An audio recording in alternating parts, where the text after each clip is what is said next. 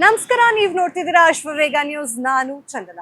ಇವತ್ತು ನಿಮ್ಮ ಎಲ್ಲರ ಹೆಮ್ಮೆಯ ಕನ್ನಡದ ನಟ ಹಾಗೂ ನಿರ್ದೇಶಕನಾಗಿರುವಂತಹ ರಿಷಬ್ ಶೆಟ್ಟಿ ಅವರ ಹುಟ್ಟುಹಬ್ಬ. 43ನೇ ವರ್ಷದ ಹುಟ್ಟುಹಬ್ಬವನ್ನ ತುಂಬಾ ಅದ್ದೂರಿಯಾಗಿ ಆಚರಿಸ್ಕೊಂಡಿದ್ದಾರೆ ರಿಷಬ್ ಶೆಟ್ಟಿ ಅವರು. ಕಾಂತಾರ ಚಿತ್ರದ ಮೂಲಕ ಒಂದು ಸೆನ್ಸೇಷನ್ ಅನ್ನ ಕ್ರಿಯೇಟ್ ಮಾಡಿದಂತಹ ಒಬ್ಬ ನಟ ಅಂತ ಹೇಳಿದ್ರೆ ಅದು ರಿಷಬ್ ಶೆಟ್ಟಿ. ಇಡೀ ಕರುನಾಡನ್ನ, ಇಡೀ ಅಂದ್ರೆ ಪ್ರಪಂಚಾದ್ಯಂತ ನಮ್ಮ ಭಾರತದ ಕಡೆ ಮುಖ ಮಾಡುವಂತೆ ಮಾಡಿದಂತಹ ನಿರ್ದೇಶಕ ಅಂತ ಹೇಳಿದ್ರೆ ಅದು ರಿಷಬ್ ಶೆಟ್ಟಿ.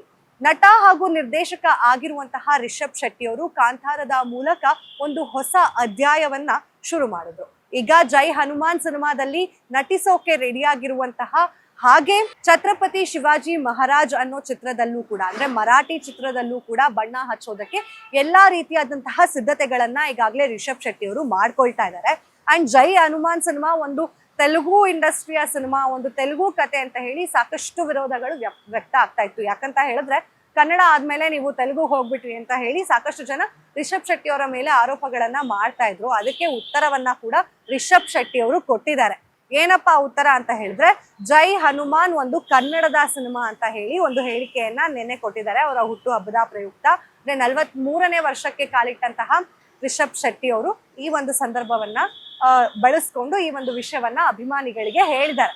ಅಂಡ್ ಜೈ ಹನುಮಾನ್ ಒಂದು ಪ್ಯಾನ್ ಇಂಡಿಯಾ ಸಿನಿಮಾ ಅಂಡ್ ಕನ್ನಡದ ಸಿನಿಮಾ ಅಂತ ಹೇಳಿದ್ದಾರೆ. ಅದರ ಜೊತೆಗೆ ಛತ್ರಪತಿ ಶಿವಾಜಿ ಮಹಾರಾಜ್ ಒಂದು ಮರಾಠಿ ಸಿನಿಮಾ, ಇದರಲ್ಲೂ ಕೂಡ ಅವರು ಅಭಿನಯಿಸೋದಕ್ಕೆ ಫುಲ್ ಎಲ್ಲಾ ರೀತಿಯಾದಂತಹ ಸಿದ್ಧತೆಗಳನ್ನ ಕೂಡ ಮಾಡ್ಕೊಳ್ತಾ ಇದ್ದಾರೆ. ಅಂಡ್ ಇವರ ಬರ್ಡೇ ಸೆಲೆಬ್ರೇಷನ್ ನಲ್ಲಿ ಮಾಧ್ಯಮ ಮಿತ್ರರು ಹಾಗೆ ಅವರ ಆಪ್ತ ಫ್ರೆಂಡ್ಸ್ ಗಳೇನಿದ್ರು, ಕ್ಲೋಸ್ ಫ್ರೆಂಡ್ಸ್ ಸರ್ಕಲ್ ಆಗಿರ್ಬೋದು, ಅಥವಾ ಪ್ರಗತಿ ಶೆಟ್ಟಿ ಅವರು, ಅವರ ಮಕ್ಕಳು, ಅವರ ಫ್ಯಾಮಿಲಿ ಅವರ ಜೊತೆ ಕಿಂಗ್ಸ್ ಕ್ಲಬ್ ನಲ್ಲಿ ಅದ್ದೂರಿಯಾಗಿ ಸೆಲೆಬ್ರೇಟ್ ಮಾಡ್ಕೊಂಡಿದ್ದಾರೆ. ಅಂಡ್ ಇಲ್ಲಿ ಇನ್ನೊಂದು ವಿಷಯ ಏನಪ್ಪಾ ಗಮನಿಸಬೇಕಾಗಿರೋದು ಅಂತ ಹೇಳಿದ್ರೆ, ಅವರು ಹೊಸ ಸಿನಿಮಾಗಳನ್ನ ನಿರ್ಮಾಣ ಮಾಡೋದಕ್ಕೂ ಕೂಡ ಮುಂದಾಗ್ತಾ ಇದ್ದಾರೆ ಅಂತ ಕೂಡ ಹೇಳಿದ್ದಾರೆ. ಅಂದ್ರೆ ಒಳ್ಳೆ ಕಾನ್ಸೆಪ್ಟ್ ಇರುವಂತಹ ಸಿನಿಮಾಗಳು ನನ್ನ ಕಡೆಗೆ ಬಂತು ಅಂತಂದ್ರೆ, ನನಗೆ ಗೊತ್ತಾಯ್ತು ಅಂತಂದ್ರೆ ನಾನು ನಿರ್ಮಾಣ ಮಾಡೋದಕ್ಕೂ ಕೂಡ ರೆಡಿ ಇದ್ದೀನಿ ಅನ್ನೋ ಒಂದು ಮಾಹಿತಿಯನ್ನ ಕೂಡ ಹಂಚ್ಕೊಂಡಿದ್ದಾರೆ.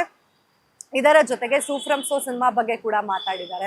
ಅಂಡ್ ರಿಷಬ್ ಶೆಟ್ಟಿ ಅವರು ಸುಮ್ಮನೆ ಕೂತ್ಕೊಳ್ಳುವಂತಹ ವ್ಯಕ್ತಿ ಅಲ್ಲ ಅನ್ನೋದು ನಮ್ಗೆಲ್ರಿಗೂ ಗೊತ್ತೇ ಇದೆ. ಕಾಂತಾರ ಅಧ್ಯಾಯ 2 ಕೂಡ ಬರವಣಿಗೆಯಲ್ಲಿ ತೊಡಗಿಸ್ಕೊಂಡಿದ್ದಾರೆ ಅಂತ ಕೂಡ ಹೇಳಲಾಗ್ತಾ ಇದೆ.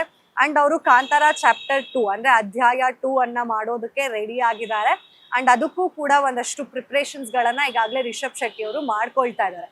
ಬರೀ ಜೈ ಹನುಮಾನ್ ಸಿನಿಮಾದಲ್ಲಿ ಆಕ್ಟ್ ಮಾಡ್ತಾ ಇರೋದ್ರಿಂದ ಅವ್ರು ಯಾವುದೇ ಒಂದು ಡಿರೆಕ್ಷನ್ ಡಿಪಾರ್ಟ್ಮೆಂಟ್ಗೆ ಅಥವಾ ರೈಟಿಂಗ್ ಡಿಪಾರ್ಟ್ಮೆಂಟ್ಗೆ ಅವರನ್ನ ತೊಡಸ್ಕೊಳ್ದೆ ಇರೋದಕ್ಕೆ ಕಾರಣ ಅವರು ಕಾಂತಾರ ಅಧ್ಯಾಯ 2ಗೆ ಒಂದು ಪ್ರಿಪ್ರೇಷನ್ಸ್ ನಲ್ಲಿ ಈಗ ಭಾಗಿಯಾಗಿದ್ದಾರೆ ಅಂತ ಹೇಳಲಾಗ್ತಾ ಇದೆ. ಇನ್ನು ಏನೆಲ್ಲ ಅಪ್ಡೇಟ್ಸ್ ಬರುತ್ತೆ ಇವರ ಸಿನಿಮಾ ಬಗ್ಗೆ ಅಂತ ಹೇಳಿ ಸಾಕಷ್ಟು ಜನ ಅಭಿಮಾನಿಗಳು ಕೂಡ ತುಂಬಾ ಕಾತರದಿಂದ ವೆಯ್ಟ್ ಮಾಡ್ತಾ ಇದ್ದಾರೆ. ಸೊ ನಾನು ಕೂಡ ವೆಯ್ಟ್ ಮಾಡ್ತಿದ್ದೀನಿ. ನೀವು ಯಾವ ಸಿನಿಮಾಗಾಗಿ ವೆಯ್ಟ್ ಮಾಡ್ತಿದ್ದೀರಾ ಅನ್ನೋದನ್ನ ಕಮೆಂಟ್ ಮಾಡಿ ತಿಳಿಸಿ. ಮತ್ತೆ ಸಿಗೋಣ. ಅಲ್ಲಿವರೆಗೂ ನೋಡ್ತಾ ಇರಿ ಅಶ್ವವೇಗ ನ್ಯೂಸ್.